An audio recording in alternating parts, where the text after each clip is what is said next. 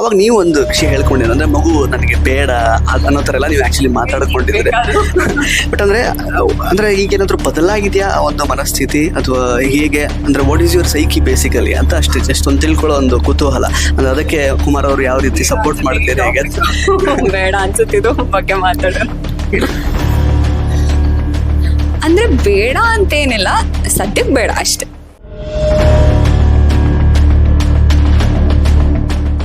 ವೀಕ್ಷಕರೇ, ನಮ್ಮನೆ ಯುವರಾಣಿ ಸೀರಿಯಲ್ ಮೂಲಕ ಕನ್ನಡಿಗರ ಮನೆ ಮಾತಾಗಿದ್ದ ಈ ಚೆಲುವೆ ಎಲ್ಲರಿಗೂ ಚಿರಪರಿಚಿತ. ಆದರೆ ಕಾವ್ಯ ಅವರು ಕೆಲ ವರ್ಷಗಳ ಕಾಲ ನಟನೆಯಿಂದ ದೂರ ಇದ್ದರು. ಆದರೆ ರಿಯಾಲಿಟಿ ಶೋಗಳಲ್ಲಿ ನಟಿಸುತ್ತಿದ್ದರು.